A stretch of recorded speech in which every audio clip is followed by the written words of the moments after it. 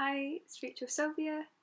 Today I'm reciting some of my poetry from a mental health series book. This chapter is based on friendship abuse. I hope you like it. All poems written and read out in spoken word are copyrighted by Rachael Sylvia. Chapter 1, Monochrome. Friendship abuse.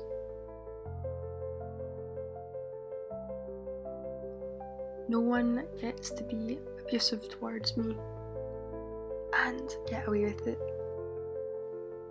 I have too much of a rebel streak in me. That's why poetry is my revenge.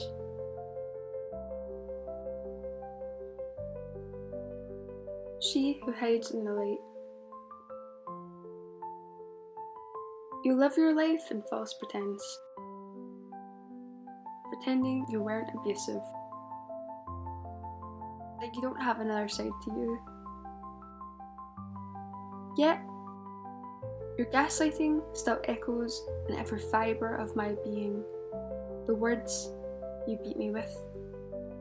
The old you was not a narcissist, though now I see this new self truly is the definition of it, to the highest degree. Chapter 1, in the aftermath of your cruelness. It was that time that had me falling into a deep and dark night, an ultimate shock at how cutting you were. Possibly, for the first time, I experienced true bullying from a friend. I remember there was once a friend, many rare moons before, but she wasn't as half as dark and as cold-cutting as you. Her words did not echo in the chamber of my entire being. Though with you, a crumbling of what I thought was pure and true. Now this is me grieving the loss of all the times I thought you were my best friend, only to find that I was blindsided. 10 years of this blindness, all disguised in the form of a swan. It shows me you don't even truly know someone, because now I see in the truth that you were fake to me all along. They are always judging me behind my back on the sly, and I none the wiser. Now it is me who is picking up the pieces while you act unfazed at the loss. I don't expect an apology for this new you that holds celestial codes of arrogance and ignorance that you pass off as self-love in exchange to show the world at how enlightened that you are. I used to think that was you, but now I see it's all a persona to those camouflaged in your style and white clothes. All I see is the holy pearly whites and the pastels you wear, but they will never cover up the dark side of yourself that you won't acknowledge. The shadow self, home in your own soul. It is truly something when someone has to seek a therapist just to talk about your brutality, in hopes it will somehow sew up the scars, slowly, carefully, stitch by stitch. Yet, the irony of you, singing in rainbows to all the rest of the world, she who only dresses in butterflies? Dear old friend, you tell me that is not abuse? It kills me to see you in all of your unconsciousness, hiding in plain sight, that just because someone dresses for the part doesn't make them truly embodied in the light. People hide in the light all the time, but I never thought that that could ever be you. But go ahead, keep lying to yourself until one day you come back to yourself, your true self. This is your truth now, but no being would ever be that cruel. They say that there is light in the dark, but it is evident by your cruelness of approach that there is dark in the light too. No matter how spiritual someone is, They are not measured by how many crystals or spiritual things they own, nor by their style and colouring of their clothes, but rather how they treat and speak to others. A betrayal with sting. A true friend will never be abusive. Your words once kind now cut like a knife. I will never forget the way you stamped on me, the way you slit my throat so that you could live a new life. But I don't think you could handle my poetry anyway. To the she who was my friend. 2 + 2 = 5, she said. And that's just how it is, she said. And so, from her truths, I have learned that it is far more better to be awake in the dark than it is to be asleep in the light. A sad truth. Your words were a beating, your demeanour so mercifully brutal.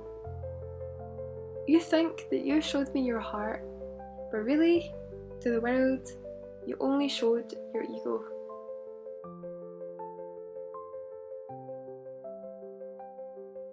You preach that I should be ashamed of myself, while you call yourself an ascended master.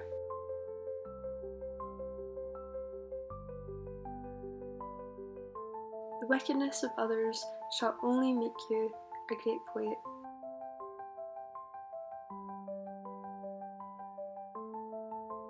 The perfect persona. I clap at your pretense. I'll give credit where it's due. A second persona, most certainly skilled in the part of looking true. Effortless without trying, makes a good host. Definitely believable, and believable by most. A costume of disguise, the grace appeals. No one would ever know that the sweetness is not real, just as long as you still resemble the look of a fairy tale. With your new name, that's great, you've grown. Now I only see a spiritual identity, one that's took a form of its own. Your heart beats in a closed bubble, so I see it is still not true, but still, I will congratulate you. Of course, for the show of not letting the facade slip, even in the realness of upholding your new wig. But I cannot applaud the one who adapts harshness like it is the new spiritual wealth, all the coded emblems of honour, the ones that you've awarded to yourself. Unseen battles. You say, I hope you find the strength, like it is something that I should lack, like your weighted words can fix the ache or pull me from this broken crack.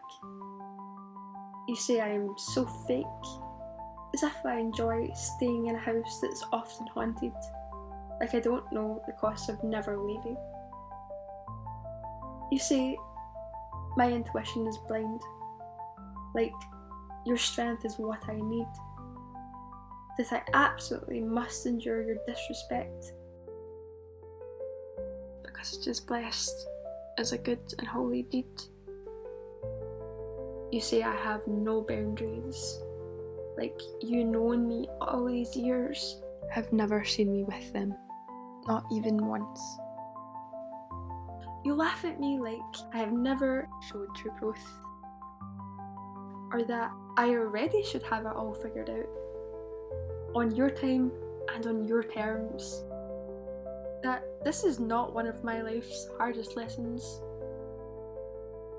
You may call me weak, but all I see is that you have never seen the chains beneath my skin, nor the war that rages deep within the shackles. Good for you, you have never felt the tug and pull of the half-empty cup overflowing full. You may think it's simple black and white, when I have lived many greys in an endless fight. Dancing stars don't give birth to diamonds without ever being polished. I never did seek a love made of jagged thorns, but sometimes the path is blinding and bruised for a light to be reborn. You may speak with empty grace and in judgments that can't be erased. You may act as if your view is all that is holy and true, that with your ways I must always live to only just please you too. As if it wasn't hard enough in the dark and the rough. And so I leave you with this one truth. You may call me weak, that there's a reason for everything, even if it's never ending and still very steep. I am not built from weakness. I'm just a soul that loves too deep.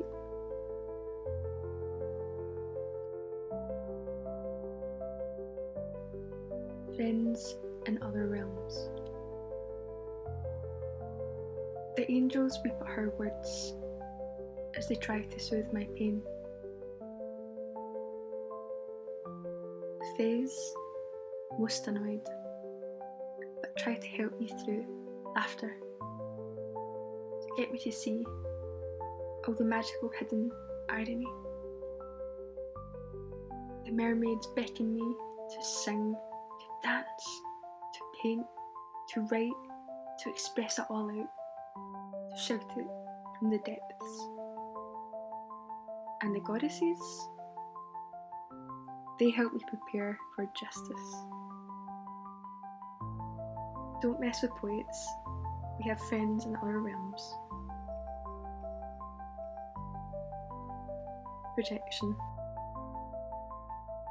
Isn't it ironic that you told me I was blind, when I'm the one now seeing you with clearer eyes?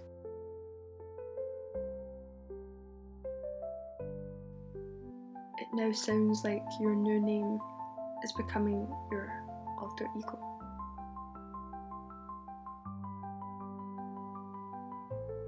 Poetry, a conjuring against mean girls.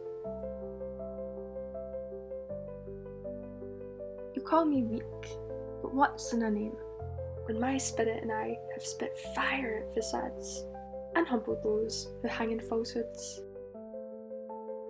hissing to all those who cloak themselves in buttery sweet delusion?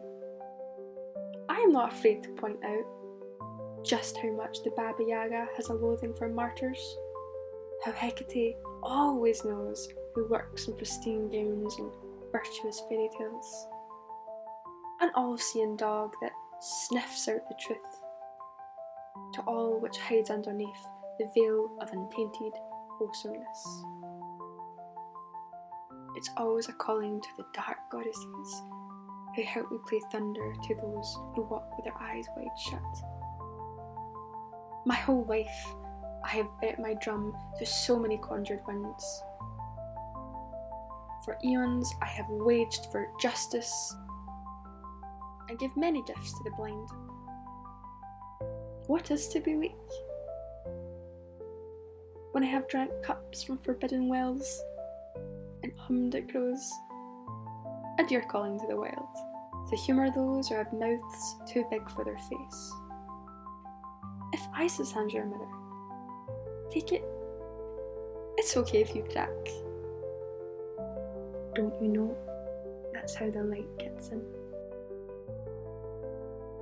What is there to be afraid of when you have made many homes without the sun? Have you slept in the darkest of forests, or cloaked yourself in nothing but only moss?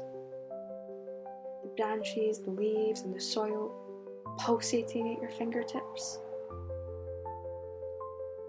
Yes, I have sung to the wolves, a collecting of bones that always reside in a song, a wizardry of dancing words and verses that shines a light in all shadows, leaving no frog unseen.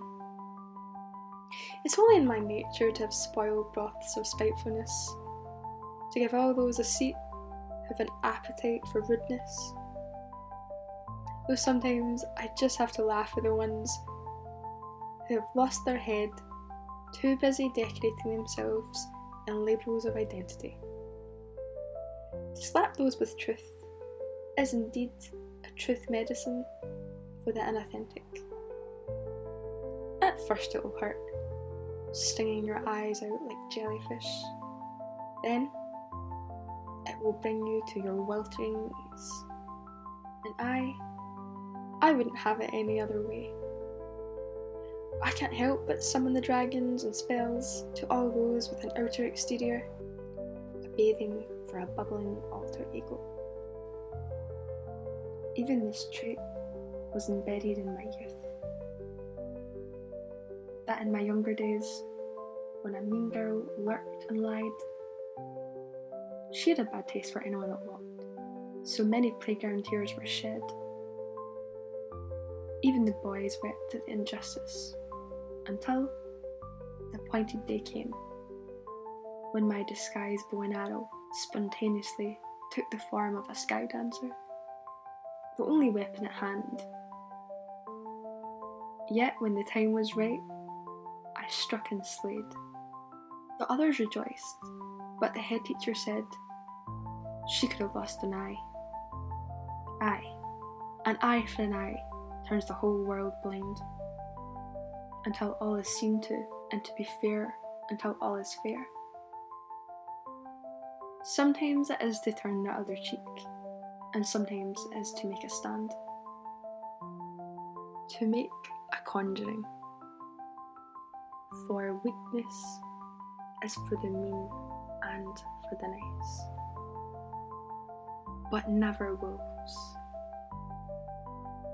My strength is my wildness, and my wildness is my purity. To honour thy dark as it is thy light.